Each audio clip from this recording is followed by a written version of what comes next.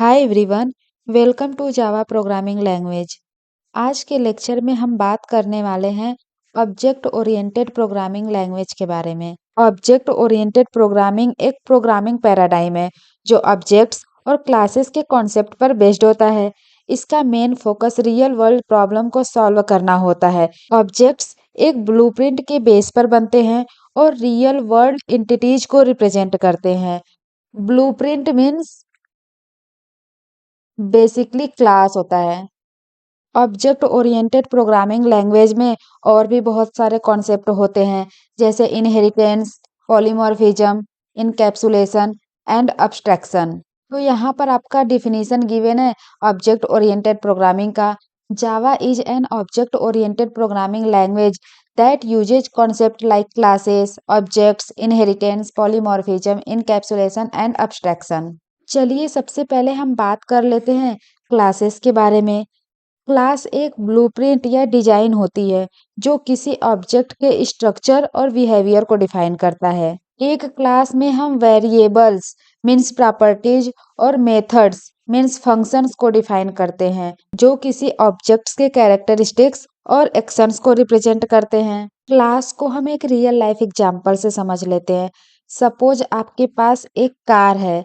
ये एक real world entity है।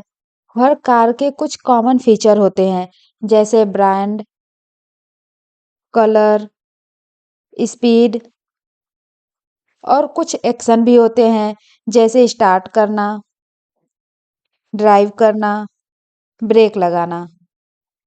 ये सब एक क्लास के थ्रू डिफाइन किया जा सकता है।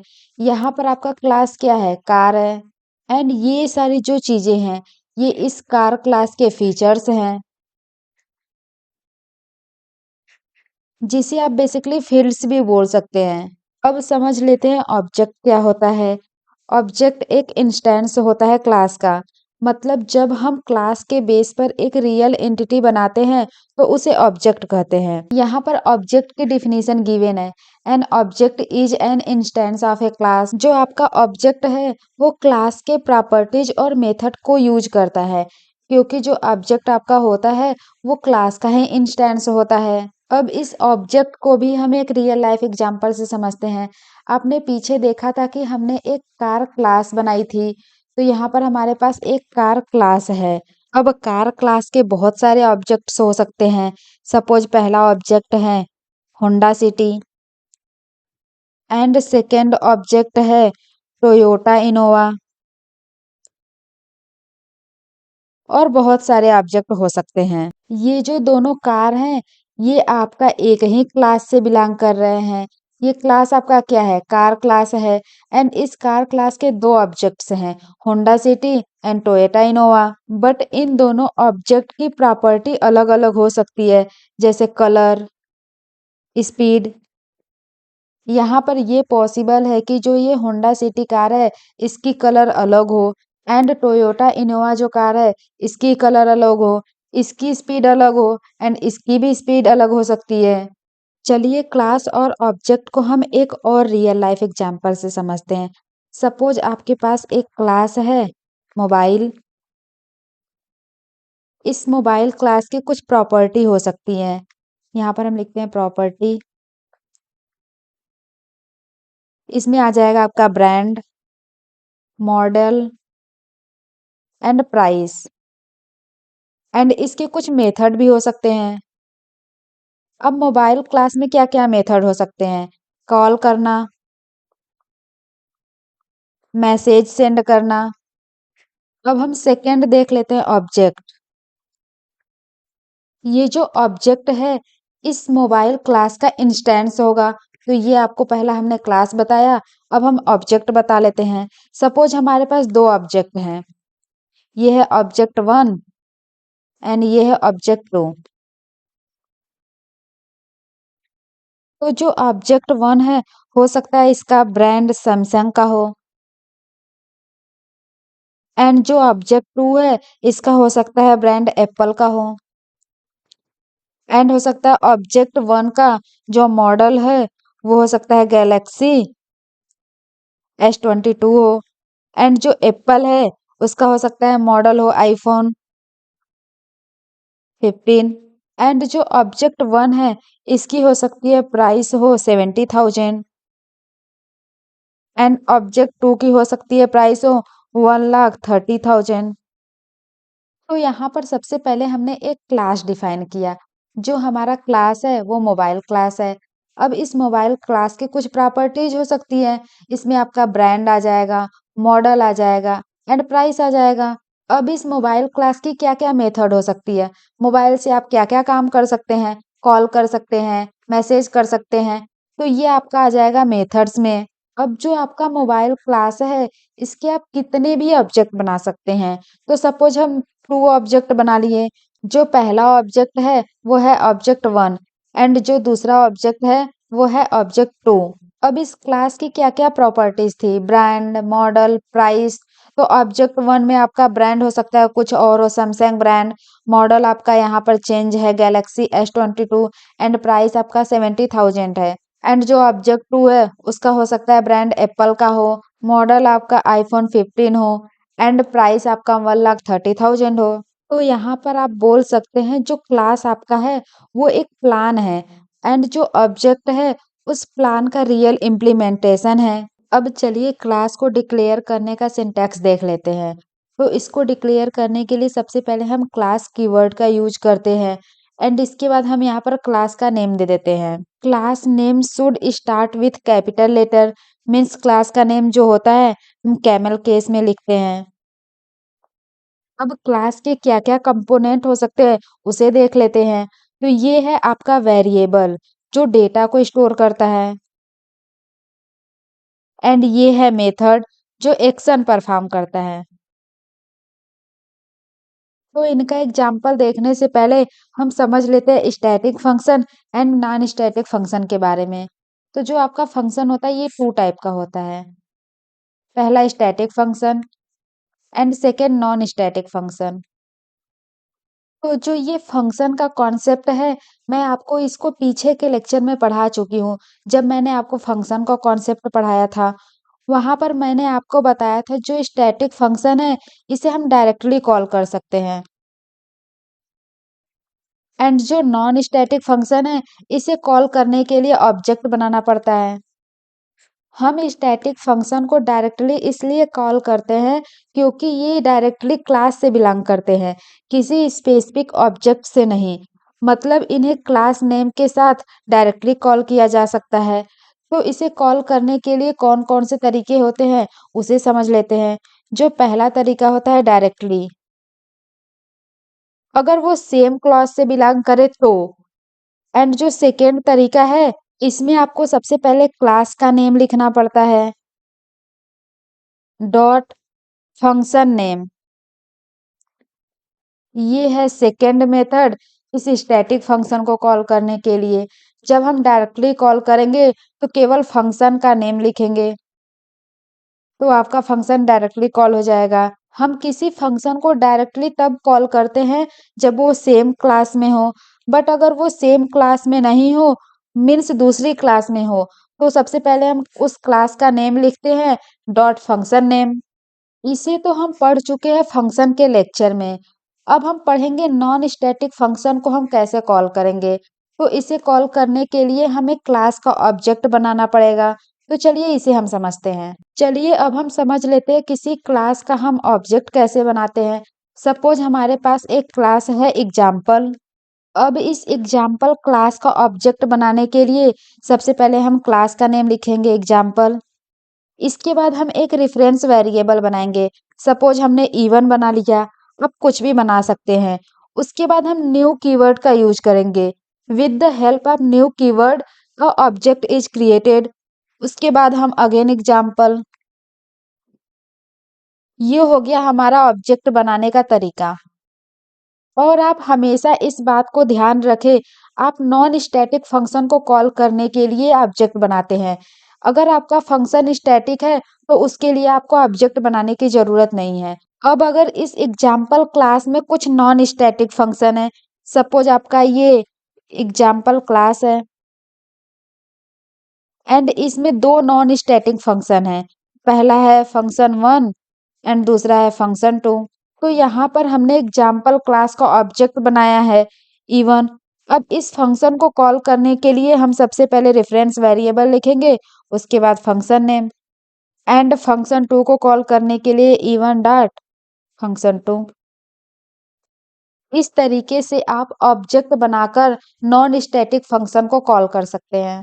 अब मैंने आपको एक एग्जाम्पल दिया है, आप इसका आउटपुट बताइए। हमने यहाँ पर एक क्लास बनाया है, क्लास एग्जाम्पल, एंड यहाँ पर एक फंक्शन बनाया है एंड इसमें हमने प्रिंट कर दिया है ए को, एंड यहाँ पर हमने एक फंक्शन बनाया है, यहाँ पर हमने प्रिंट किया बी को। अब यहाँ पर है public static wide main string square bracket argument, यहाँ पर हमने सी को प्रिंट कर दिया एंड जो ये फंक्शन है इसको हमने यहाँ पर कॉल कर लिया है एंड जो ये सेकेंड फंक्शन है हमने यहाँ पर कॉल कर लिया है। अब आप हमें इस कोड का आउटपुट बताइए। यहाँ पर आपको इस कोड को देखकर ये लग रहा होगा, सबसे पहले आपका सी प्रिंट हो जाएगा, उसके बाद जब आप फंक्शन वन को कॉल करेंगे तो यहाँ से फंक्शन वन कॉल हो जाएगा एंड ए आपका प्रिंट हो जाएगा। उसके बाद जब आपका फंक्शन टू कॉल होगा तो आपका यहाँ से बी प्रिंट हो जाएगा। आपको लग रहा होगा सी ए बी आउटपुट आएगा, बट यहाँ पर ऐसा नहीं होगा। समझते हैं इसका आउटपुट क्या आएगा। सबसे पहले हम सी को प्रिंट कर लेंगे तो आपका सी प्रिंट हो गया। अब उसके बाद हम यहाँ पर आएंगे फंक्शन वन को कॉल करेंगे, बट यहाँ पर आप देख पा रहे होंगे आपका फंक्शन स्टैटिक नहीं है, क्योंकि अगर स्टैटिक फंक्शन होता तो इसके पहले हम स्टैटिक कीवर्ड का यूज करते, बट यहाँ पर स्टैटिक फंक्शन नहीं है तो इसे कॉल करने के लिए हमें ऑब्जेक्ट बनाना पड़ेगा एंड इस कोड में हमने कहीं ऑब्जेक्ट बनाया ही नहीं है, तो ये फंक्शन वन कॉल नहीं हो पाएगा एंड यहाँ पर ऐसे ही फंक्शन टू भी कॉल नहीं हो पाएगा, तो आउटपुट आपका सी आ जाएगा। इसका आउटपुट ये तब आएगा जब हम यहाँ पर स्टैटिक यूज कर लें। स्टैटिक यूज करने पर ये फंक्शन हमारा स्टैटिक हो जाएगा। अब स्टैटिक फंक्शन को तो हम डायरेक्टली कॉल कर सकते हैं, तो इसका आउटपुट आ जाएगा सी ए बी। हम एक और एग्जाम्पल देख लेते हैं। हमें एक कोड गिवन है, ये है क्लास एरिया एंड एक और सेकेंड हमने क्लास बनाया है क्लास एग्जाम्पल एंड जो ये आपका पब्लिक स्टैटिक वायड मेन है ये इस एग्जाम्पल क्लास में बिलोंग कर रहा है।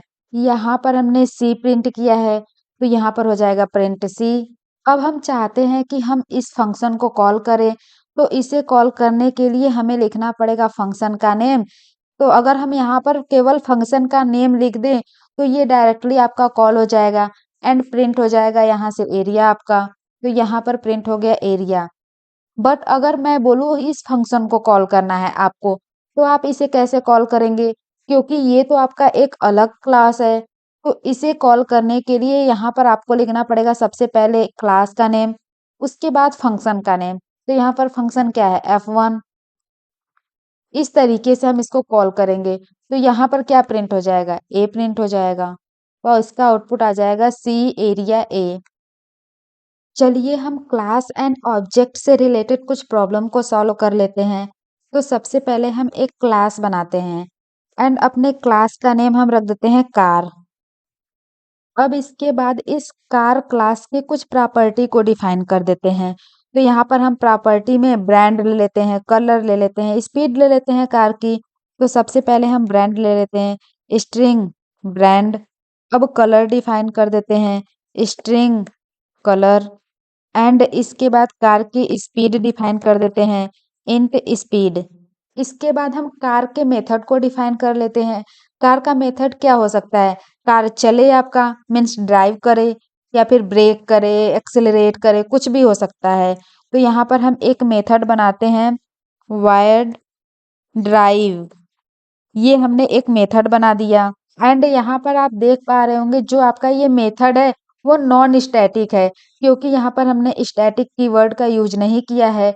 तो इस नॉन स्टैटिक मेथड को कॉल करने के लिए आपको ऑब्जेक्ट तो बनाना ही पड़ेगा। तो अभी हम आगे देखेंगे कैसे हम ऑब्जेक्ट बनाते हैं। अब इसके बाद हम लिखते हैं system dot out dot print Elon brand plus space plus colour plus car is driving at plus speed plus किमी पर आवर। अब इसके बाद हम लिखते हैं पब्लिक स्टैटिक वायड मेन। जो हमारा ये कार क्लास है इसका हम दो ऑब्जेक्ट बना लेते हैं। जो हमारा पहला ऑब्जेक्ट होगा वो होगा Honda city and second object Toyota Innova. तो सबसे पहले हम अपना पहला ऑब्जेक्ट बनाते हैं। तो यहाँ पर कमेंट में लिख देते हैं ऑब्जेक्ट 1। ऑब्जेक्ट को बनाने के लिए सबसे पहले हम क्लास का नेम लिखेंगे। क्लास का नेम है हमारा कार। अब इसके बाद हम reference variable car1 equal to new keyword. इसके बाद कार, चलिए हम प्रिंट करा के एक बार देखते हैं। यहाँ पर लिखते हैं system dot out dot print Elon car1 dot speed. And हम यहाँ पर प्रिंट कराते हैं system dot out dot print Elon car1 dot, हम ब्रांड ले लेते हैं। कोड को रन कराते हैं। तो यहाँ पर देख रहे होंगे आपका आउटपुट आ गया 0 एंड नल, क्योंकि जो ये हमारा ब्रांड कलर स्पीड था, इसको अभी हमने कोई वैल्यू असाइन ही नहीं किया था। तो जब हमने car1 डॉट स्पीड करी तो वैल्यू 0 आ गई, क्योंकि जो आपका स्पीड था वो हमने इंटीजर डेटा टाइप का लिया था। एंड जब हमने car1 डॉट ब्रांड किया तो ये आपका नल आ गया, क्योंकि इसका डेटा टाइप स्ट्रिंग था। अब चलिए हम वैल्यू असाइन करके देख लेते हैं। तो इसको यहाँ से हटाते हैं एंड अब लिखते हैं car1 dot brand equal to Honda city.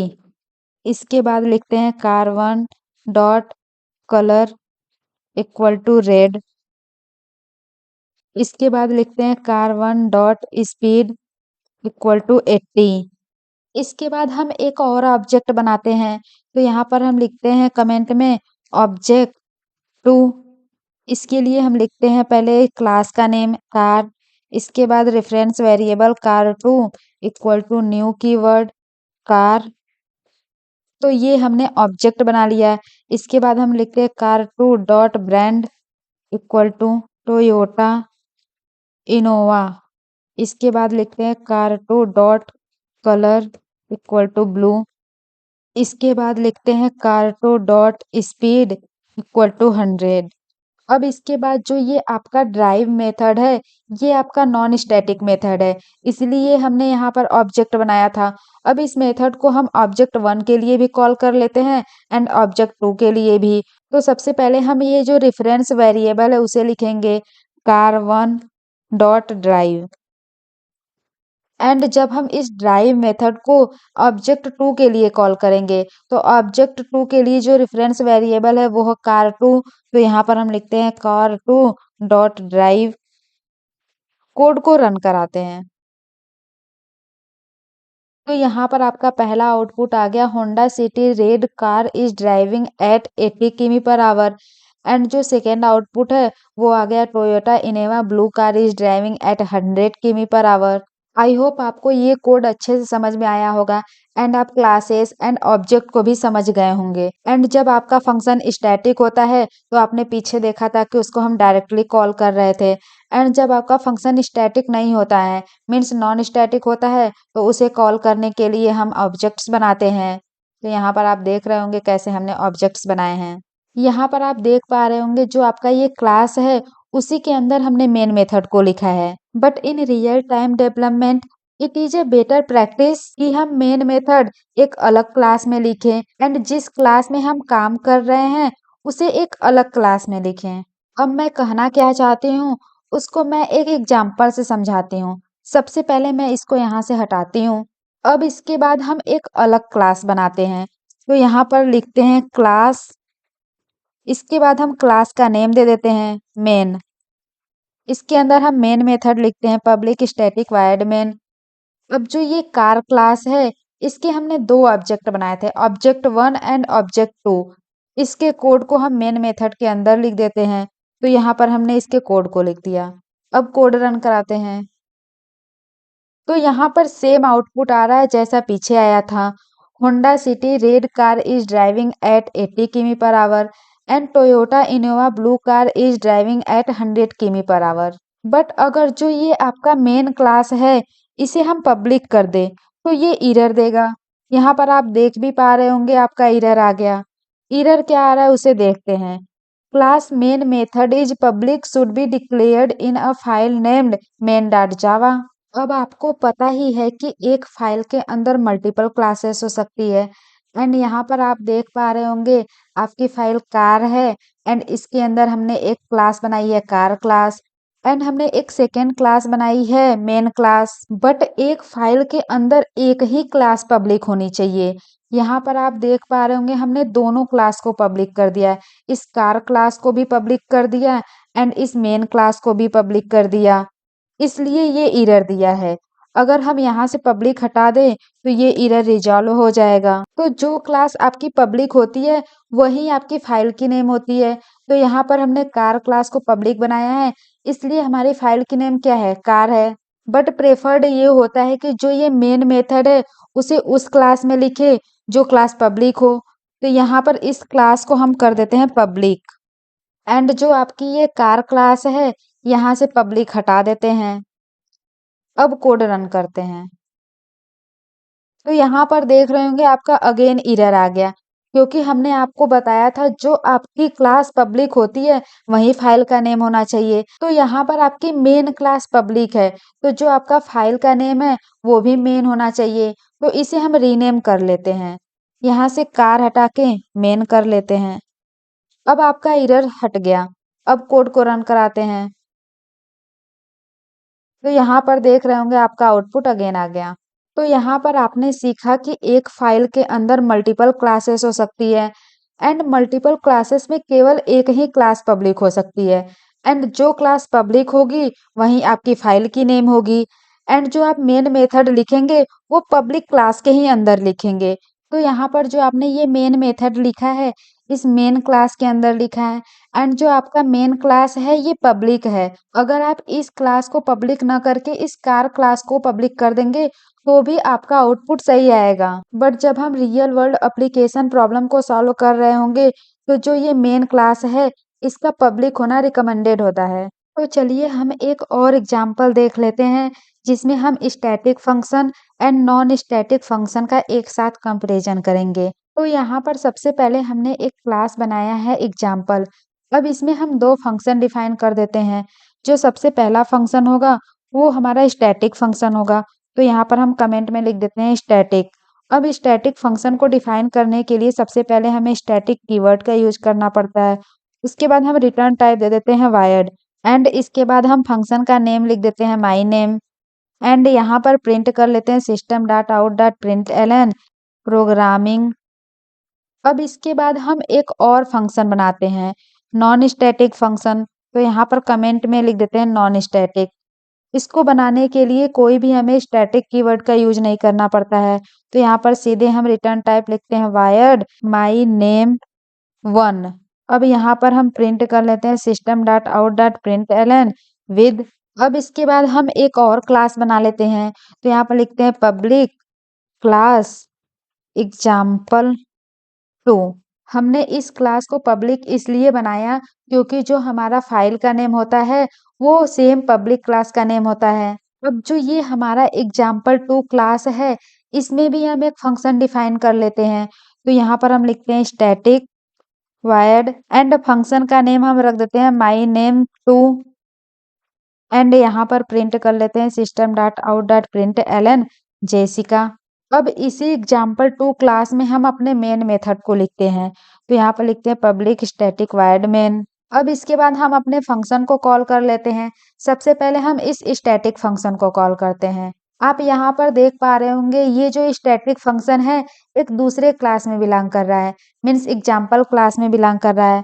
तो इसे कॉल करने के लिए सबसे पहले हम क्लास का नेम लिखते हैं एग्जाम्पल डॉट, इसके बाद फंक्शन का नेम। फंक्शन का नेम क्या है, माई नेम। तो यहाँ पर हम लिख देते हैं माई नेम। अब इसके बाद हम इस नॉन स्टैटिक फंक्शन को कॉल कर लेते हैं। तो आपको पता है नॉन स्टैटिक फंक्शन को कॉल करने के लिए सबसे पहले आपको ऑब्जेक्ट बनाना पड़ेगा। तो ऑब्जेक्ट किसका बनाना पड़ेगा, इस क्लास का बनाना पड़ेगा, एग्जाम्पल क्लास का। तो यहाँ पर हम लिखते हैं एग्जाम्पल। अब इसके बाद एक रेफरेंस वेरिएबल बनाते हैं object equal to new example and यहाँ पर हम कमेंट में लिख देते हैं ऑब्जेक्ट क्रिएशन। अब इसके बाद नॉन स्टैटिक फंक्शन को कॉल कर लेते हैं ऑब्जेक्ट डॉट माई नेम 1। अब इसके बाद हम अपने थर्ड फंक्शन को कॉल कर लेते हैं माई नेम 2 एंड यहाँ पर आप देख पा रहे होंगे जो आपका ये माई नेम 2 फंक्शन है इस एग्जाम्पल 2 क्लास में बिलोंग कर रहा है एंड इसी एग्जाम्पल 2 क्लास के अंदर ही मेन मेथड है।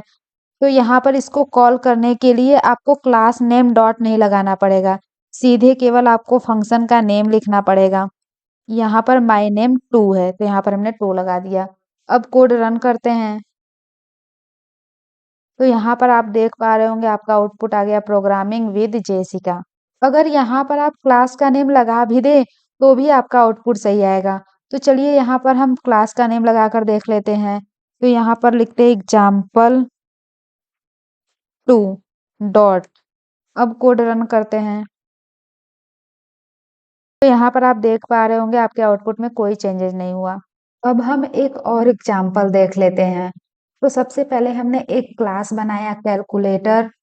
अब यहाँ पर हम मेथड डिफाइन कर लेते हैं। तो यहाँ पर कमेंट में लिखते हैं method to add two numbers.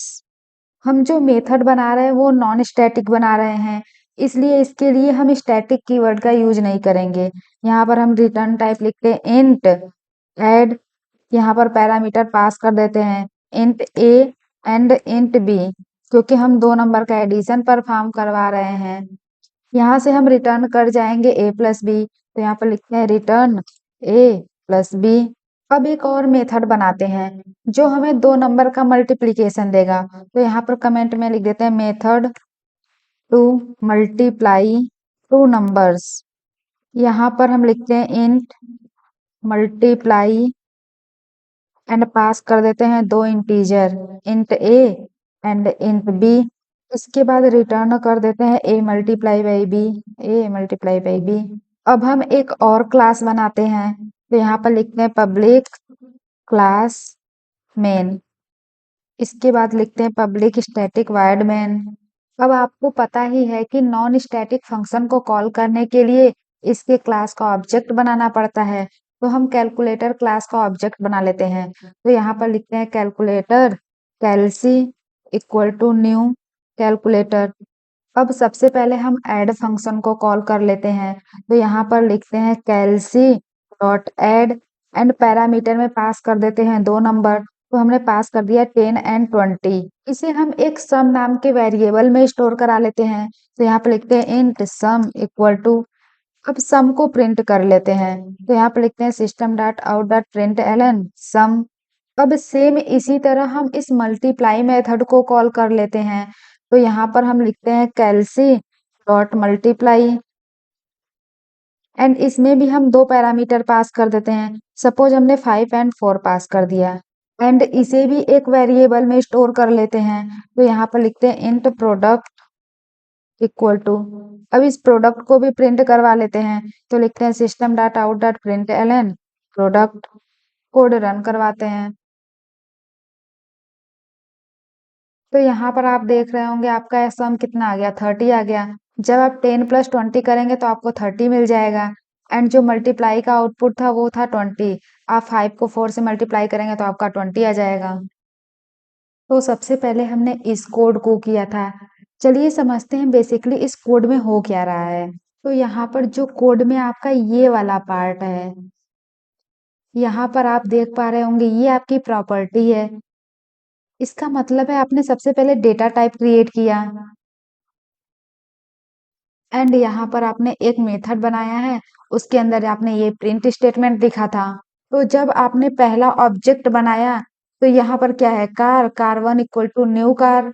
इसका मतलब है कि हमने मेमोरी के अंदर एक कार1 नाम का बॉक्स बनाया। ये है आपका कार1 मीन्स रेफरेंस वेरिएबल जो है।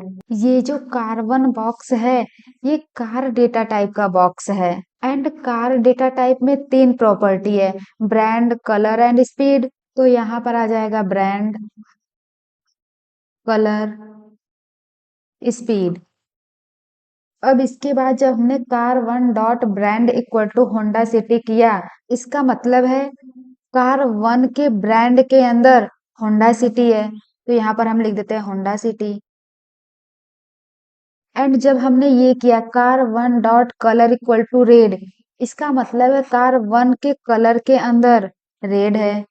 एंड जब हमने ये किया कार1 डॉट स्पीड इक्वल टू 80, इसका मतलब कार1 के स्पीड के अंदर 80 है। ये आपका होंडा सिटी स्ट्रिंग है तो ये डबल कोट्स में रहेगा एंड ये भी डबल कोट्स में रहेगा एंड ये इंटीजर है आपका। ये जो आपका ड्राइव मेथड था ये भी इसी के अंदर आएगा, तो यहाँ पर हम लिख देते हैं ड्राइव। इसके बाद जब car1 डॉट ड्राइव करेंगे तो ये जो आपका ड्राइव फंक्शन है इसके अंदर हमने प्रिंट स्टेटमेंट लिखा है, system dot out dot print Elon. Brand brand के अंदर आपका क्या आ गया, होंडा सिटी प्लस स्पेस है आपका, तो ये स्पेस आ जाएगा। एंड कलर कलर क्या है आपका, रेड है, तो यहाँ पर रेड आ जाएगा। प्लस कार इज ड्राइविंग, तो यहाँ पर आ जाएगा कार इज ड्राइविंग एट। अब यहाँ पर प्लस स्पीड है, तो स्पीड आप देख रहे होंगे 80 है, तो यहाँ पर 80 आ जाएगा किमी पर आवर, किमी पर आवर। तो ये आपका प्रिंट हो जाएगा। ऐसे ही जब आप ऑब्जेक्ट टू के लिए करेंगे तो यहाँ पर भी एक कार टू नाम का बॉक्स बन जाएगा। ये है आपका कार टू नाम का बॉक्स। इसके भी अंदर आ जाएगा आपका ब्रांड, कलर, स्पीड एंड जो ये मेथड है ये भी आ जाएगा। तो मेथड क्या है आपका, ड्राइव। इसके बाद जब आप car two dot brand equal to Toyota Innova करेंगे तो इसके अंदर आ जाएगा टोयोटा इनोवा, ये आपका स्ट्रिंग है। एंड जब आप car two dot colour equal to blue करेंगे तो यहाँ पर आ जाएगा ब्लू, ये भी आपका स्ट्रिंग है। कार टू डॉट स्पीड यहाँ पर आ जाएगा 100। एंड जब आप कार टू डॉट ड्राइव करेंगे तो ये वाला स्टेटमेंट आपका प्रिंट हो जाएगा। चलिए अब हम स्टार्ट करते हैं एक्सेस मॉडिफायर को। जावा में एक्सेस मॉडिफायर्स का use class, method, variable in सब की विजिबिलिटी को कंट्रोल करने के लिए यूज किया जाता है। ये डिफाइन करते हैं कि एक एलिमेंट को किस स्कोप में एक्सेस किया जा सकता है, with in the same class या फिर with in the same package या फिर आउटसाइड दी पैकेज। जावा में 4 टाइप के एक्सेस मॉडिफायर होते हैं, public, private, protected and default. अगर हम किसी वेरिएबल को पब्लिक बना रहे हैं तो उसके पहले हमें कीवर्ड यूज करना पड़ता है पब्लिक इन एक्स। बट अगर हम प्राइवेट बना रहे हैं तो उसके लिए हमें प्राइवेट कीवर्ड का यूज करना पड़ता है, प्राइवेट इंट एक्स। अगर प्रोटेक्टेड बनाए तो हमें प्रोटेक्टेड कीवर्ड का यूज करना पड़ता है, प्रोटेक्टेड इन एक्स। बट अगर हम डिफॉल्ट की बात करें तो हमें यहाँ पर कोई कीवर्ड यूज नहीं करना पड़ता है। अगर हम यहाँ पर लिख दे इन एक्स तो ये आपका डिफॉल्ट में आ जाएगा। तो चलिए एक एक करके हम सबको डिटेल में समझ लेते हैं। तो जो सबसे पहला एक्सेस मॉडिफायर है वो है हमारा पब्लिक। हम पब्लिक मेंबर्स को कहीं से भी एक्सेस कर सकते हैं, चाहे वो आउटसाइड दी क्लास हो, तो यहाँ पर लिखते हैं आउटसाइड दी क्लास, या फिर आउटसाइड दी प्रोग्राम हो, आउटसाइड दी प्रोग्राम, या फिर आउटसाइड दी पैकेज।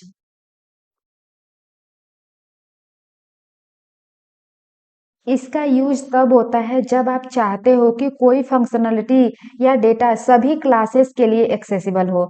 चलिए इसे हम एक एग्जांपल से समझते हैं। हमने यहाँ पर एक क्लास बनाया है मेन, इसके अंदर हमने अपने मेन मेथड को लिख लिया है। अब हम एक और क्लास बनाते हैं एग्जाम्पल, तो यहाँ पर लिखते हैं क्लास एग्जाम्पल। अब हम एक स्ट्रिंग डेटा टाइप का वेरिएबल बनाते हैं, उसे पब्लिक करते हैं, public string name equal to Jessica. ये जो आपका है पब्लिक वेरिएबल है, तो हम कमेंट में लिख देते हैं पब्लिक वेरिएबल। अब एक पब्लिक मेथड भी बना लेते हैं, तो लिखते हैं पब्लिक वायर्ड डिस्प्ले। इसके लिए भी कमेंट में लिख देते हैं पब्लिक मेथड। एंड यहाँ पर प्रिंट करा लेते हैं system dot out dot print Elon, this is a public method. अब जो ये एग्जाम्पल क्लास के मेंबर हैं ये नॉन स्टैटिक मेंबर हैं, तो इसे कॉल करने के लिए इस एग्जाम्पल क्लास का ऑब्जेक्ट बनाना पड़ेगा।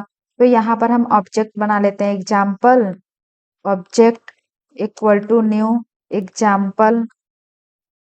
अब इसके बाद हम इस नेम को प्रिंट करवा लेते हैं, तो यहाँ पर हम लिखते हैं system dot out dot print Elon object dot name. And इसके बाद इस डिस्प्ले मेथड को कॉल कर लेते हैं, तो यहाँ पर लिखते हैं ऑब्जेक्ट डॉट डिस्प्ले। कोड को रन कराते हैं। तो यहाँ पर आप देख पा रहे होंगे सबसे पहले आपका नेम प्रिंट हो गया जेसिका। उसके बाद जब आपने मेथड को कॉल किया तो यहाँ पर प्रिंट हो गया this is a public method. तो यहाँ पर आप देख पा रहे होंगे कि हमने एक क्लास के मेंबर को दूसरे क्लास में एक्सेस किया। अब आपको पता ही है कि जो चीजें पब्लिक होती है उसे हम आउटसाइड द पैकेज भी एक्सेस कर सकते हैं। तो चलिए इस कोड को हम आउटसाइड द पैकेज के लिए कर लेते हैं। तो सबसे पहले हम एक पैकेज बनाते हैं पैकेज वन। तो यहाँ पर हम लिखते हैं पैकेज वन। हम एक और पैकेज बना लेते हैं, इसका नेम हम दे देते हैं पैकेज टू। तो यहाँ पर हम लिखते हैं पैकेज टू। तो पैकेज वन के अंदर हम एक क्लास बनाते हैं एग्जाम्पल। तो यहाँ पर हम लिखते हैं एग्जाम्पल। अब जो हमारा एग्जाम्पल के अंदर का कोड था इसको हम कॉपी करके उसमें लिख देते हैं। यहाँ से हमने कॉपी कर लिया एंड यहाँ पर हम डाल देते हैं। एंड इसके बाद हम एक पैकेज टू के अंदर क्लास बनाते हैं, इसका नेम हम रख देते हैं एग्जाम्पल वन। अब इसके बाद हम यहाँ पर अपना मेन मेथड लिख लेते हैं पब्लिक स्टैटिक वाइड मेन। अब हम चाहते हैं जो ये हमारा एग्जाम्पल में नेम है एंड ये जो मेथड है इसको हम प्रिंट करवा ले इस मेन मेथड में। तो हमें इस एग्जाम्पल क्लास का ऑब्जेक्ट बनाना पड़ेगा। तो यहाँ पर हम ऑब्जेक्ट बना लेते हैं example object equal to new example. अब हमारा ये एरर इसलिए आ रहा है क्योंकि जो ये एग्जाम्पल क्लास है इसको हमने यहाँ पर इंपोर्ट नहीं किया है। तो यहाँ पर हम इंपोर्ट कर देते हैं इंपोर्ट। जो एग्जाम्पल क्लास है वो पैकेज वन के अंदर है पैकेज वन डॉट एग्जाम्पल। अब आप देख रहे होंगे आपकी एरर यहाँ से हट गई। अब हम प्रिंट कर लेते हैं इस नेम को। तो यहाँ पर नेम हम कैसे प्रिंट करेंगे, यहाँ पर लिखेंगे system dot out dot print Elon object dot name. अब इसके बाद हम इस डिस्प्ले मेथड को कॉल कर लेते हैं। तो यहाँ पर हम लिखते हैं object dot display. Code run कराते हैं।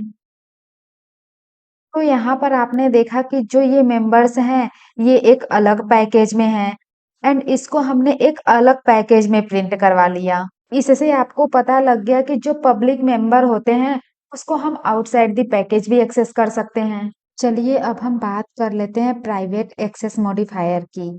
प्राइवेट का यूज तब होता है जब आप चाहते हो कि एक वेरिएबल या फिर मेथड सिर्फ क्लास के अंदर ही एक्सेसिबल हो।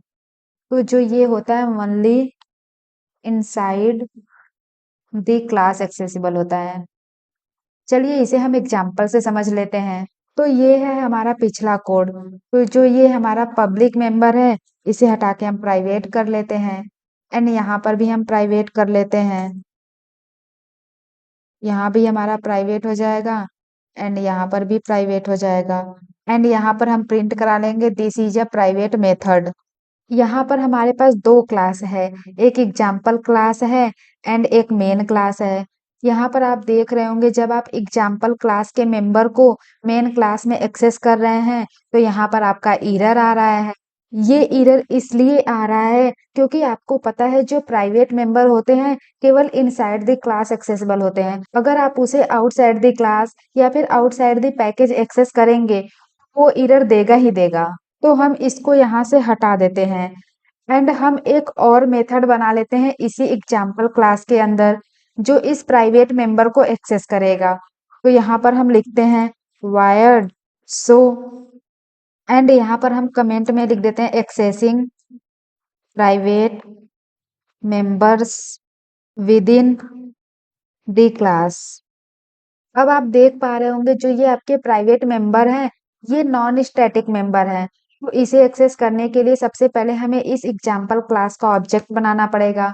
तो यहाँ पर हम ऑब्जेक्ट बना लेते हैं, लिखते हैं example object equal to new example.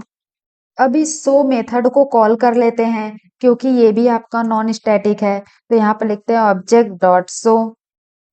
अब जब आपने इस शो मेथड को कॉल कर लिया तो इसके अंदर आप कुछ भी लिखे वो प्रिंट हो जाएगा। तो सबसे पहले हम नेम को प्रिंट करा लेते हैं। तो यहाँ पर लिखते हैं system dot out dot print Elon name.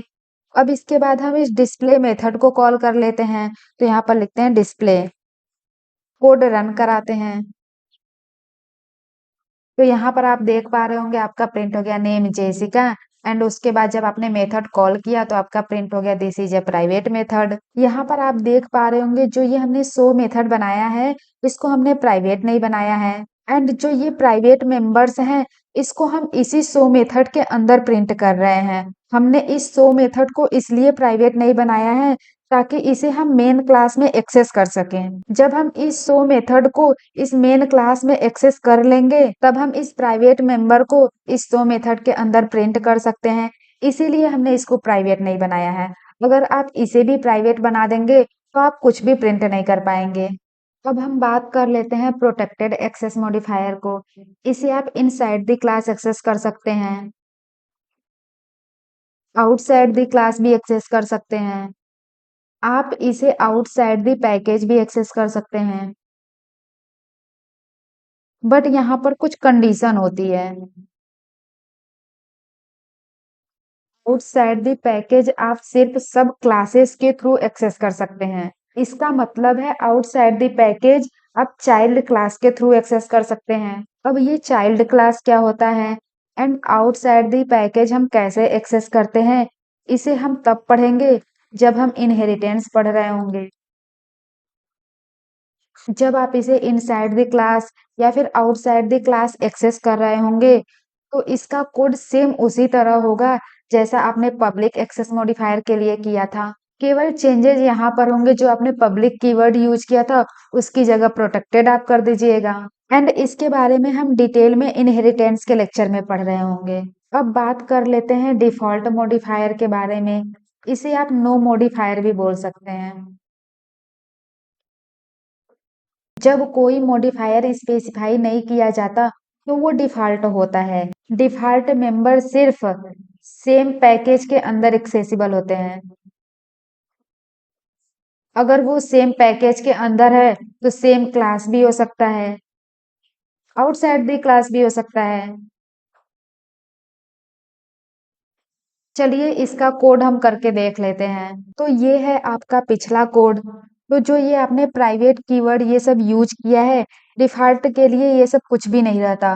तो यहाँ से हम इसको हटा देते हैं, एंड यहाँ पर हम प्रिंट कर लेते हैं this is a default method. अगर अब कोड को रन कराएं तो यहाँ पर आप देख पा रहे होंगे आपका जेसिका प्रिंट हो गया and this is a default method. अब चलिए सभी एक्सेस मॉडिफायर का कंपैरिजन कर लेते हैं। जो सबसे पहला एक्सेस मॉडिफायर था वो था पब्लिक।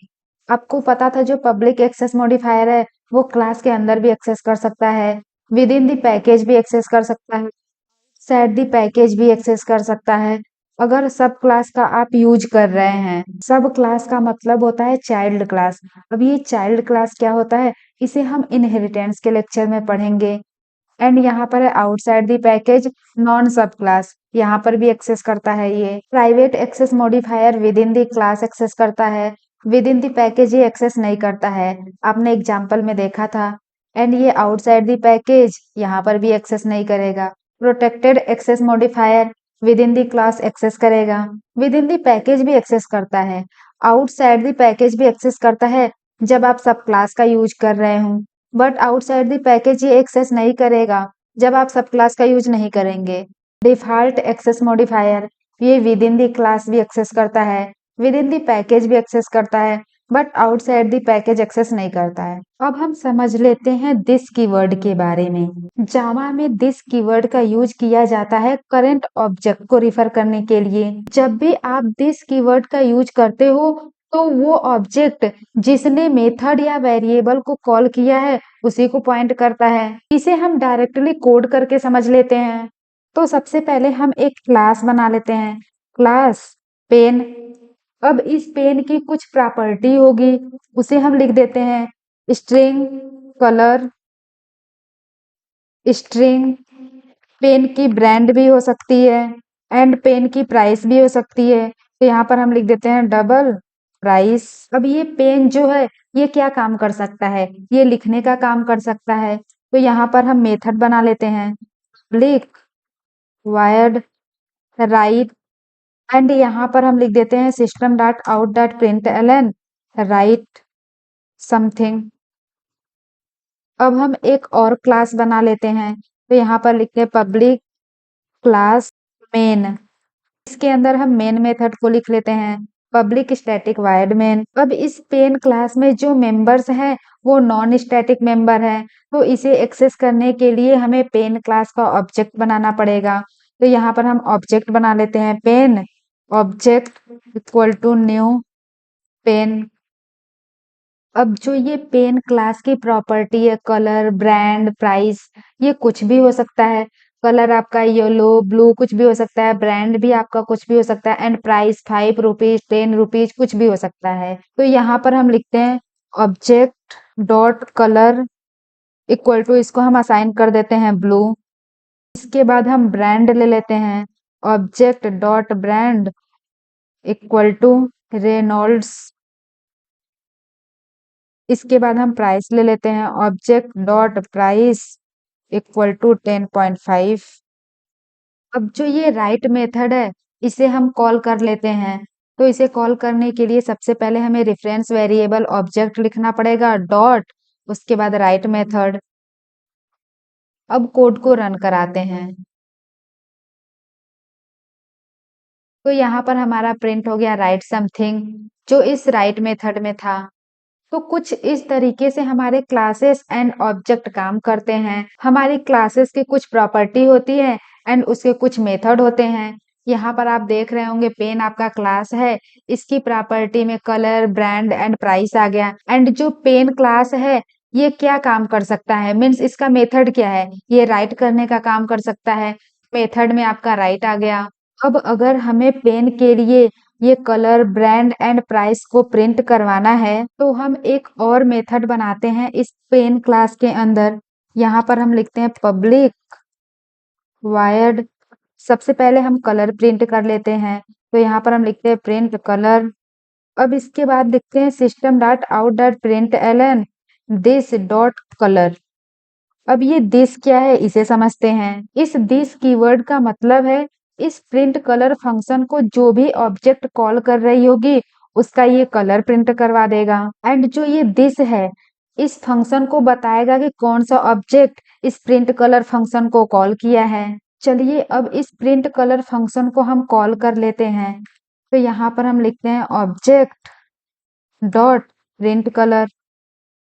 अब कोड रन करवाते हैं, तो यहाँ पर सबसे पहले हमारा प्रिंट हो रहा है राइट समथिंग, उसके बाद ये कलर प्रिंट हो गया हमारा ब्लू।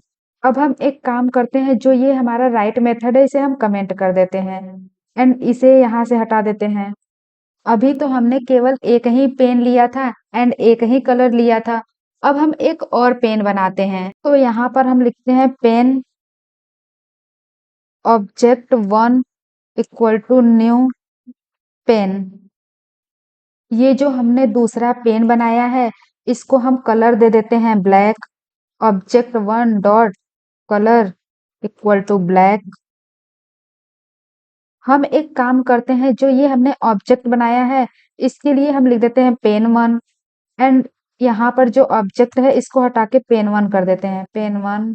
यहाँ पर भी हम लिख देते हैं पेन 1 ताकि आपको अच्छे से समझ में आए। यहाँ पर भी हम लिख देते हैं पेन 1 एंड ये जो ऑब्जेक्ट 1 बनाया है इसको हम लिख देते हैं पेन 2 एंड यहाँ पर हम लिख देते हैं पेन 2। ये जो ऑब्जेक्ट है ये आपका पेन 1 था। अब इस पेन 2 का ब्रांड दे देते हैं, तो यहाँ पर लिखते हैं pen 2 dot brand equal to Parker. अब पेन 2 की प्राइस दे देते हैं, तो यहाँ पर लिखते हैं pen 2 dot price equal to 5.6। यहाँ पर हमने पेन 1 के लिए प्रिंट कलर मेथड को कॉल किया है। अब हम पेन 2 के लिए इस प्रिंट कलर मेथड को कॉल कर लेते हैं, तो यहाँ पर लिखते हैं पेन 2 डॉट प्रिंट कलर। जब हमने पहली बार प्रिंट कलर मेथड को कॉल किया इस पेन 1 के लिए, तो इस प्रिंट कलर मेथड में इस दिस कीवर्ड से पता चलेगा कि कौन से ऑब्जेक्ट ने इस प्रिंट कलर फंक्शन को कॉल किया है। फिर जब दोबारा से कॉल होगा प्रिंट कलर पेन 2 के लिए, तब इस प्रिंट कलर मेथड को पता चलेगा इस दिस कीवर्ड से कि इसे पेन2 ने कॉल किया है। अब कोड को रन करते हैं। तो यहाँ पर सबसे पहले हमारा प्रिंट हो गया ब्लू एंड उसके बाद प्रिंट हो गया ब्लैक। तो यहाँ पर आपने देखा जो ये दिस कीवर्ड है, ये बताता है कि जो ये प्रिंट कलर फंक्शन है, इसको कौन सी ऑब्जेक्ट एक्सेस करने की कोशिश कर रही है। ये पेन2 ऑब्जेक्ट एक्सेस करने की कोशिश कर रही है या फिर पेन1 ऑब्जेक्ट एक्सेस करने की कोशिश कर रही है। जब आपने पेन1 डॉट प्रिंट कलर लिखा, पेन1 इस प्रिंट कलर मेथड को एक्सेस कर रही है एंड जब आपने पेन2 डॉट प्रिंट कलर लिखा, तो जो पेन2 है इस प्रिंट कलर को एक्सेस कर रही है। तो सबसे पहले हमने यहाँ पर एक क्लास बना लिया मेन एंड इसके अंदर हमने अपने मेन मेथड को लिख लिया। अब हम एक और क्लास बना लेते हैं, क्लास पब्लिक।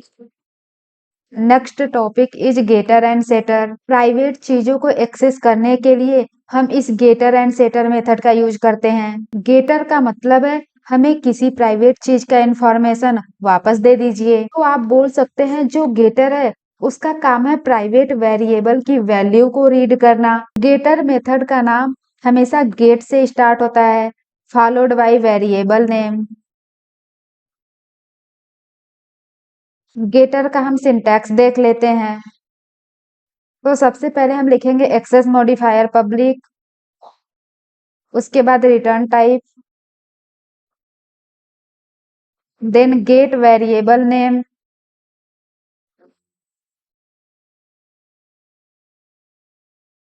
यहाँ पर रिटर्न कर देंगे वेरिएबल नेम को।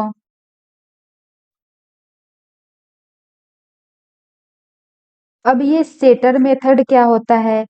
सेटर का काम होता है प्राइवेट वेरिएबल की वैल्यू को सेट करना या फिर मॉडिफाई करना। सेटर मेथड का नाम हमेशा सेट से स्टार्ट होता है, फॉलोड बाय वेरिएबल नेम।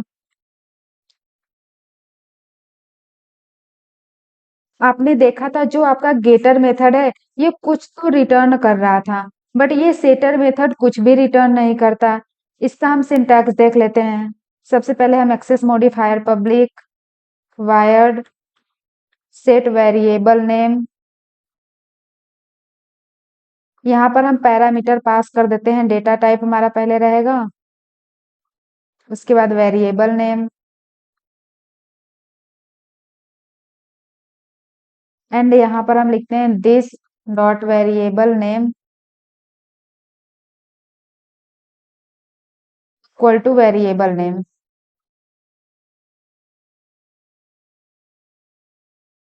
चलिए इसे हम एक एग्जांपल से देख लेते हैं। तो सबसे पहले हमने यहाँ पर एक क्लास बना लिया मेन एंड इसके अंदर हमने अपने मेन मेथड को लिख लिया। अब हम एक और क्लास बना लेते हैं, क्लास पब्लिक। इसके अंदर हम दो वेरिएबल बना लेते हैं एंड उन दोनों वेरिएबल को हम प्राइवेट कर देते हैं। तो लिखते हैं private string name and second variable बना लेते हैं प्राइवेट इन एज। अभी मैंने आपको पीछे बताया जो भी प्राइवेट मेंबर होते हैं उसे एक्सेस करने के लिए हम गेटर एंड सेटर का यूज करते हैं। को मैंने बताया था गेटर का काम होता है प्राइवेट वेरिएबल की वैल्यू को रीड करना, मीन्स गेट करना। अब सेटर का काम होता है प्राइवेट वेरिएबल की वैल्यू को सेट करना। तो चलिए सबसे पहले हम इस नेम को रीड कर लेते हैं। तो इसके लिए हम एक मेथड बनाते हैं पब्लिक स्ट्रिंग गेट नेम, यहाँ पर हम रिटर्न कर देते हैं नेम को। इसका सिंटैक्स हमने आपको पीछे बताया था, तो यहाँ पर आपको कोई कंफ्यूजन नहीं होना चाहिए। एंड यहाँ पर हम कमेंट में लिख देते हैं गेटर फॉर नेम। अब इसके बाद हम सेटर मेथड को भी बना लेते हैं। तो यहाँ पर हम कमेंट में लिख देते हैं सेटर फॉर नेम। इसके लिए भी हम एक मेथड बनाते हैं पब्लिक, इसका रिटर्न टाइप वाइड रहेगा क्योंकि मैंने आपको बताया था जो सेटर मेथड होता है वो कुछ भी रिटर्न नहीं करता है। जो गेटर है इसका हमने रिटर्न टाइप स्ट्रिंग रखा क्योंकि ये नेम रिटर्न कर रहा है एंड इसका डेटा टाइप आपका स्ट्रिंग होगा। अब यहाँ पर लिख देते हैं सेट नेम क्योंकि हम नेम सेट कर रहे हैं एंड यहाँ पर पैरामीटर पास कर देते हैं स्ट्रिंग नेम। अब यहाँ पर सेट कर देते हैं this dot name equal to name. तो यहाँ पर हमने इस नेम के लिए गेटर एंड सेटर का यूज कर लिया। ऐसे ही आप एज के लिए भी गेटर एंड सेटर का यूज कर सकते हैं। चलिए हम एज के लिए भी कर लेते हैं। तो यहाँ पर कमेंट में लिखते हैं गेटर फॉर एज। इसके लिए भी एक मेथड बनाते हैं पब्लिक। इसका रिटर्न टाइप रहेगा इंट गेट एज। यहाँ पर हम रिटर्न कर देते हैं एज को। अब इसके बाद सेट कर लेते हैं एज को। तो यहाँ पर हम कमेंट में लिखते हैं सेटर फॉर एज। इसके लिए भी एक मेथड बनाते हैं पब्लिक। आपको पता है कि सेटर मेथड कुछ भी रिटर्न नहीं करता, इसलिए इसका हम रिटर्न टाइप वाइड रख देते हैं सेट एज। यहाँ पर हम पैरामीटर दे देते हैं इन एज। हम एक कंडीशन लगाते हैं इफ एज ग्रेटर देन 0। तो यहाँ पर हम सेट कर देते हैं this dot age equal to age. अब हम लिखते हैं इल्स। इसका मतलब है अगर एज 0 से छोटा है तो हम प्रिंट कर लेते हैं system dot out dot print Elon age must be positive. ये जो हमने क्लास पब्लिक बनाया है इसको हम पर्सन कर लेते हैं, क्योंकि यहाँ पर हम पर्सन का डेटा ले रहे हैं। अब आप यहाँ पर देख पा रहे होंगे इस पर्सन क्लास के अंदर जितने भी मेंबर्स हैं वो सारे नॉन स्टैटिक है। तो इसे कॉल करने के लिए इस पर्सन क्लास का हमें ऑब्जेक्ट बनाना पड़ेगा। तो इसका हम ऑब्जेक्ट बना लेते हैं। यहाँ पर लिखते हैं person object equal to new person. And इसके बाद हम पर्सन के नेम एंड एज को सेट करेंगे। तो यहाँ पर हम लिखते हैं ऑब्जेक्ट डॉट सेट नेम। यहाँ पर हम नेम पास कर देते हैं जेसिका। अब हम पर्सन के एज को सेट कर लेते हैं। तो यहाँ पर लिखते हैं object dot set age. Age हम दे देते हैं 30। इसके बाद हम प्रिंट करवा लेते हैं। तो यहाँ पर हम लिखते हैं system dot out dot print Elon object dot get name. And इसके बाद हम प्रिंट कर लेते हैं system dot out dot print Elon object dot get age. Code run करते हैं।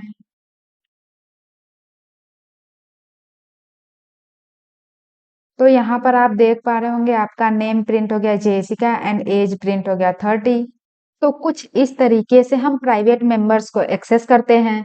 अब हम बात कर लेते हैं कंस्ट्रक्टर के बारे में। कंस्ट्रक्टर जावा का एक स्पेशल मेथड होता है जो किसी क्लास के ऑब्जेक्ट बनाते वक्त ऑटोमेटिकली कॉल होता है। इसका काम होता है ऑब्जेक्ट के वेरिएबल्स को इनिशियलाइज करना या उसकी स्टार्टिंग स्टेट को सेट करना। यहाँ पर आपको कंस्ट्रक्टर का डेफिनेशन गिवन है। Constructor is a special method used to initialize objects. हम दो टाइप के कंस्ट्रक्टर को पढ़ेंगे। जो हमारा पहला टाइप होगा वो होगा डिफॉल्ट, एंड जो सेकेंड है वो है पैरामीटराइज्ड कंस्ट्रक्टर। सबसे पहले हम कंस्ट्रक्टर की प्रॉपर्टी देख लेते हैं। पहली प्रॉपर्टी है कंस्ट्रक्टर का जो नेम होता है वो आपका क्लास के नेम के सेम होता है। जो क्लास का नेम होता है वही कंस्ट्रक्टर का भी नेम होता है। सेकेंड हम प्रॉपर्टी देख लेते हैं। कोई रिटर्न टाइप नहीं होता है, इवन वायर्ड भी नहीं होता है। अब हम थर्ड प्रॉपर्टी देख लेते हैं ऑटोमेटिक कॉल। कंस्ट्रक्टर ऑटोमेटिकली तब कॉल होता है जब ऑब्जेक्ट क्रिएट होता है। तो यहाँ पर आप देख पा रहे होंगे ये सिंटैक्स है कंस्ट्रक्टर का। सबसे पहले ये हमने एक क्लास बनाया है क्लास नेम। इसके बाद ये है हमारा डिफॉल्ट कंस्ट्रक्टर एंड ये है पैरामीटराइज्ड कंस्ट्रक्टर। यहाँ पर आप देख पा रहे होंगे जो आपका क्लास नेम है वही डिफॉल्ट कंस्ट्रक्टर का भी नेम है एंड पैरामीटराइज्ड कंस्ट्रक्टर का भी नेम है। तो यहाँ पर हम कंस्ट्रक्टर की अगर डेफिनेशन देखें तो ये हम बोल सकते हैं अ constructor is called when an object is created using new keyword.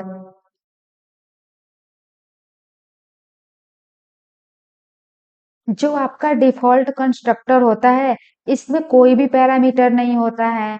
And जो पैरामीटराइज्ड कंस्ट्रक्टर होता है इसमें आप देख रहे होंगे हमने यहाँ पर पैरामीटर लिया है। तो यहाँ पर हमने एक एग्जाम्पल लिया है।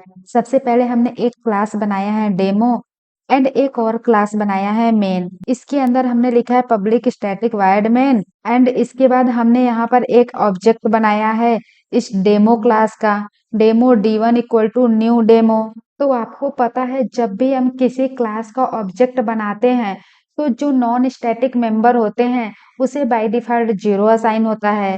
तो यहाँ पर हमने इस डेमो क्लास का ऑब्जेक्ट बनाया है D1। अब इस डेमो क्लास में 2 नॉन स्टैटिक वेरिएबल है x एंड y। तो यहाँ पर आ जाएगा हमारा x एंड यहाँ पर आ जाएगा y एंड ये बाय डिफ़ॉल्ट 0 से इनिशियलाइज़ हो जाएगा। चलिए इसका हम कोड करके देख लेते हैं। तो सबसे पहले हमने यहाँ पर एक मेन क्लास बनाया है एंड यहाँ पर हमारा डेमो क्लास है। यहाँ पर हम 2 वेरिएबल बना लेते हैं इंट x एंड y। अब इस डेमो क्लास का हम ऑब्जेक्ट बना लेते हैं। यहाँ पर लिखते हैं demo D1 equal to new demo. हमने इस डेमो क्लास का ऑब्जेक्ट इसलिए बनाया क्योंकि हम चाहते हैं ये जो नॉन स्टैटिक वेरिएबल है इसे हम इस क्लास में एक्सेस कर सकें। अब यहाँ पर हम एक मेथड बना लेते हैं एंड प्रिंट कर लेते हैं एक्स वाई को। तो यहाँ पर लिखते हैं वायर्ड F1 एंड यहाँ पर प्रिंट कर लेते हैं system dot out dot print Elon x. अब वाई को भी प्रिंट कर लेते हैं system dot out dot print Elon Y.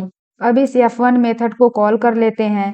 तो यहाँ पर लिखते हैं D1 डॉट F1। तो आपका बाय डिफ़ॉल्ट 0 प्रिंट होना चाहिए। तो यहाँ पर आप देख भी पा रहे होंगे आउटपुट आपका 0 आ गया। अगर आप चाहते हैं जो ऑब्जेक्ट बने उसके अंदर 5 एंड 9 आ जाए, x की वैल्यू 5 एंड y की वैल्यू 9, तो आपको यहाँ पर लिखना पड़ेगा d1 dot x equal to 5 and यहाँ पर लिखना पड़ेगा d1 dot y equal to 9। चलिए यहाँ पर हम कर लेते हैं d1 dot x equal to 5 and d1 dot y equal to 9। अब कोड रन करते हैं। तो यहाँ पर आप देख रहे होंगे आपका 5 एंड 9 प्रिंट हो गया। तो यहाँ पर बेसिकली हुआ क्या, जब आपने ऑब्जेक्ट बनाया तो ये हमने ऑब्जेक्ट बनाया। सबसे पहले एक हमारा वेरिएबल था x एंड y, ये इनिशियलाइज हो गया था 0 से। जब आपने d1 डॉट x किया तो ये 0 हटकर यहाँ पर हो गया 5। उसके बाद जब आपने d1 डॉट y किया तो ये 0 यहाँ से हटकर हो गया 9। बट हम चाहते हैं कि ऑब्जेक्ट बनते ही 5 एंड 9 आए, ये जो 0 से इनिशियलाइज हो रहा था वो ना हो। तब हम कंस्ट्रक्टर का यूज करते हैं। इसका मतलब है जब हम कंस्ट्रक्टर यूज करेंगे तो ऑब्जेक्ट बनते ही 5 9 से इनिशियलाइज होगा। ये 0 वाला डेटा जो है ये आएगा ही नहीं। जो कंस्ट्रक्टर होता है वो एक स्पेशल फंक्शन होता है जिसे हमें कॉल करने की जरूरत नहीं होती है, वो ऑटोमेटिकली कॉल हो जाता है जब आपका ऑब्जेक्ट क्रिएट होता है। तो यहाँ पर सबसे पहले हमने एक मेन क्लास बनाया है एंड उसके अंदर हमने अपने मेन मेथड को लिखा है। हम एक और क्लास बना लेते हैं, क्लास स्टूडेंट। इसके अंदर हम 2 वेरिएबल बना लेते हैं, स्ट्रिंग नेम। सेकेंड वेरिएबल बनाते हैं इंट एज। अब इसके बाद हम अपना कंस्ट्रक्टर बना लेते हैं। आपको पता है जो कंस्ट्रक्टर का नेम होता है वो क्लास के नेम के सेम होता है। तो क्लास का नेम आपका क्या है, स्टूडेंट है, तो कंस्ट्रक्टर का नेम भी स्टूडेंट होगा। तो यहाँ पर हम लिखते हैं स्टूडेंट। ये हो गया आपका कंस्ट्रक्टर। हम डिफॉल्ट कंस्ट्रक्टर बना रहे हैं तो यहाँ पर हम कोई पैरामीटर पास नहीं करेंगे। अब हम प्रिंट कर देते हैं system dot out dot print Elon default constructor is called. अब आपको पता ही है कि कंस्ट्रक्टर तभी कॉल होता है जब आपका ऑब्जेक्ट क्रिएट होता है। तो यहाँ पर हम स्टूडेंट क्लास का ऑब्जेक्ट बना लेते हैं, student s1 equal to new student. तो यहाँ पर जैसे ही आपने स्टूडेंट क्लास का ऑब्जेक्ट बनाया, ये कंस्ट्रक्टर आपका कॉल हुआ एंड यहाँ पर प्रिंट हो गया default constructor is called. Code run करते हैं। ये आ गया आपका output default constructor is called. चलिए इस कोड में हम कुछ एक्स्ट्रा चीजें भी प्रिंट कर लेते हैं। तो यहाँ पर हम एक और मेथड बनाते हैं पब्लिक वायर्ड प्रिंट इन्फो। यहाँ पर हम प्रिंट कर लेते हैं system dot out dot print Elon this dot name and उसके बाद हम प्रिंट कर लेते हैं system dot out dot print Elon this dot age. इसके बाद हम नेम अपना दे देते हैं जेसिका। तो इसके लिए लिखते हैं s1 dot name equal to Jessica and age भी दे देते हैं। तो इसके लिए लिखते हैं s1 dot age equal to 30। अब इसके बाद इस प्रिंट इन्फो मेथड को कॉल कर लेते हैं। तो यहाँ पर हम लिखते हैं s1 dot print info method. Code run कराते हैं। तो यहाँ पर आप देख रहे होंगे आपका आउटपुट आ गया डिफॉल्ट कंस्ट्रक्टर इज कॉल्ड, उसके बाद प्रिंट हो गया जेसिका एंड 30। अगर इस कंस्ट्रक्टर को हम हटा दें, चलिए हटा देते हैं, अब कोड रन करते हैं। तो यहाँ पर आपका आउटपुट आ गया जेसिका एंड 30। अब आपको ये लग रहा होगा कि मैंने तो ये बताया था कि जैसे ही ऑब्जेक्ट बनता है कंस्ट्रक्टर कॉल होता है, बट यहाँ पर तो कंस्ट्रक्टर है ही नहीं, तो ये बाकी के कोड कैसे चल गए? तो जावा के अंदर अगर हम खुद से कोई नॉन पैरामीटराइज्ड कंस्ट्रक्टर नहीं लिखते हैं, तो जावा बाय डिफॉल्ट ऑटोमेटिकली खुद से कंस्ट्रक्टर बना देता है। तो जो ये कंस्ट्रक्टर है, जावा ने बाय डिफॉल्ट इसको बनाया हुआ था। आपने देखा था कि हमने यहाँ पर अपना खुद का कंस्ट्रक्टर बना लिया था, तो जावा ने खुद से नहीं बनाया था। अगर आप खुद से नहीं बनाएंगे तो जावा उसे बाय डिफॉल्ट बना देता है। जब जावा बाय डिफॉल्ट कंस्ट्रक्टर बनाता है तो उसके अंदर कुछ लिखा नहीं रहता, इसलिए आपको पता नहीं लगता कि कंस्ट्रक्टर बना या नहीं बना, लेकिन एक्चुअली में वो बना होता है। अब इसके बाद हम सेकेंड टाइप ऑफ कंस्ट्रक्टर की बात कर लेते हैं, तो वो है पैरामीटराइज्ड कंस्ट्रक्टर। तो जो हमारा पैरामीटराइज्ड कंस्ट्रक्टर होता है, यहाँ पर हम पैरामीटर दे देते हैं string name and int age. अब जो ये नेम है एंड एज है, इसे हम खुद से इनिशियलाइज कर सकते हैं। अब यहाँ से इस स्टेटमेंट को हम हटा देते हैं एंड यहाँ पर हम इनिशियलाइज कर लेते हैं this dot name equal to name and this dot age equal to age. यहाँ पर जो ये दिस डॉट नेम है, ये है इस ऑब्जेक्ट का नेम, एंड जो ये नेम है, ये है आपका पैरामीटर। ऐसे ही जो ये दिस डॉट एज है, ये है इस ऑब्जेक्ट का नेम, एंड जो ये एज है, ये है ये वाला पैरामीटर। अब जब भी हम ऑब्जेक्ट बनाएंगे तो यहाँ पर भी हमें पैरामीटर पास करना पड़ेगा, क्योंकि हम पैरामीटराइज्ड कंस्ट्रक्टर यूज कर रहे हैं। तो यहाँ पर हम नेम पास कर देते हैं जेसिका एंड एज पास कर देते हैं 30। इसके बाद हमने प्रिंट इन्फो कॉल कर दिया है। अब कोड को रन कराते हैं। तो यहाँ पर आप देख पा रहे होंगे आपका आउटपुट आ गया जेसिका एंड एज आ गई 30। अब हम नेक्स्ट कंस्ट्रक्टर की बात कर लेते हैं। Next constructor is copy constructor. Copy constructor एक स्पेशल कंस्ट्रक्टर होता है जो एक एग्जिस्टिंग ऑब्जेक्ट का डेटा यूज करके एक नया ऑब्जेक्ट बनाता है। इसका काम होता है किसी ऑब्जेक्ट के सारे प्रॉपर्टीज को कॉपी करना और एक डुप्लीकेट ऑब्जेक्ट क्रिएट करना। जावा में कॉपी कंस्ट्रक्टर एक्सप्लिसिटली डिफाइन करना ऑप्शनल होता है, क्योंकि जावा में ऑब्जेक्ट कॉपी करने के लिए क्लोन मेथड भी होता है। जावा के अंदर जो कॉपी कंस्ट्रक्टर होते हैं वो यूजर डिफाइन होते हैं। कॉपी कंस्ट्रक्टर का मतलब है एक ऑब्जेक्ट को कॉपी करके दूसरे ऑब्जेक्ट में डाल देना। मान लेते हैं जो ये पैरामीटराइज्ड कंस्ट्रक्टर है, यहाँ पर पैरामीटर की जगह एक दूसरा स्टूडेंट आया होता। स्टूडेंट, इसका नेम दे देते हैं S2। अब इसके बाद जिस भी ऑब्जेक्ट के लिए कंस्ट्रक्टर कॉल हुआ, उसके दिस डॉट नेम में हमने S2 डॉट नेम कर दिया, एंड यहाँ पर this dot age equal to S2 dot age. तो जो ये कंस्ट्रक्टर है, इसे हम कॉपी कंस्ट्रक्टर बोल देंगे, क्योंकि ये स्टूडेंट 2 की सारी इंफॉर्मेशन को कॉपी करके करंट ऑब्जेक्ट में डाल रहा है। अब इसके बाद जो हमने ये ऑब्जेक्ट बनाया है, यहाँ से इस पैरामीटर को हटा देते हैं, एंड इसके बाद हम कर देते हैं S1 dot name equal to Jessica and S1 dot age equal to 30। अब इसके बाद एक और स्टूडेंट बनाएंगे, student S2 equal to new student. अब इसके अंदर पास कर देंगे स्टूडेंट S1 को, तो यहाँ पर हमने पास कर दिया S1, एंड यहाँ पर हम कमेंट में लिख देते हैं कॉपी ऑब्जेक्ट। इसके बाद हम प्रिंट करेंगे S2 dot print info, and यहाँ पर आप देख पा रहे होंगे कि हमने यहाँ पर कॉपी कंस्ट्रक्टर डिफाइन किया है। अब हमें इसके लिए भी कंस्ट्रक्टर डिफाइन करना पड़ेगा, क्योंकि अब बाय डिफॉल्ट नहीं बन रहा है। तो यहाँ पर हम लिखते हैं स्टूडेंट, एक सिंपल खाली कंस्ट्रक्टर हमने डिफाइन कर लिया। कोड को रन कराते हैं। तो यहाँ प्रिंट हो गया जेसिका एंड एज प्रिंट हो गया 30। बट अगर आप कोड को नोटिस करें तो यहाँ पर आप देख रहे होंगे कि आपने S2 के लिए तो कभी प्रॉपर्टीज डिफाइन ही नहीं करी। आपने जो भी प्रॉपर्टी डिफाइन करी है S1 के लिए की है, बट जब आपने S2 डॉट प्रिंट इन्फो किया तो आपका नेम प्रिंट हो गया जेसिका एंड एज प्रिंट हो गई 30। ये ऐसा इसलिए हुआ क्योंकि हमने S1 की प्रॉपर्टी को S2 में असाइन कर दिया। अगर हम S1 के लिए भी प्रिंट कराएंगे तो सेम हमारा प्रिंट हो जाएगा। तो यहाँ पर हम लिख देते हैं S1 डॉट प्रिंट इन्फो। अब कोड रन कराते हैं। तो यहाँ पर आप आउटपुट में देख रहे होंगे आपका दोबारा जेसिका एंड एज 30 प्रिंट हो गया। अब जैसे ऑब्जेक्ट को क्रिएट करने के लिए एक मेथड था कंस्ट्रक्टर, वैसे ही ऑब्जेक्ट को डिस्ट्रॉय करने के लिए भी एक मेथड होता है डिस्ट्रक्टर। जब हम C++ लैंग्वेज पढ़ते हैं तो जैसे कंस्ट्रक्टर होता है वैसे ही हम एक डिस्ट्रक्टर का भी कोड लिखते हैं, बट जावा में ये ऑटोमेटिकली होता है।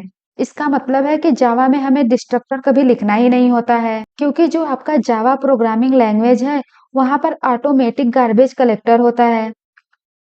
गार्बेज कलेक्टर का काम है जो ऑब्जेक्ट आपकी यूज नहीं हो रही है उसे मेमोरी से डिलीट कर देना। इसीलिए हमें क्लासेस के अंदर खुद से डिस्ट्रक्टर लिखने की जरूरत नहीं होती है। इसीलिए हम बोलते हैं कि जो जावा प्रोग्रामिंग लैंग्वेज है वो इफिशियंट होती है। तो दोस्तों, आज के लेक्चर में हमने object, classes, access modifier and ये कितने टाइप्स के होते हैं, this keyword, getter and setters and constructor को डिटेल में समझा। मुझे उम्मीद है कि आपको ये कॉन्सेप्ट अच्छे से समझ में आया होगा। अगर आपको ये वीडियो पसंद आया हो तो लाइक करना ना भूलें और नए अपडेट्स के लिए सब्सक्राइब जरूर करें।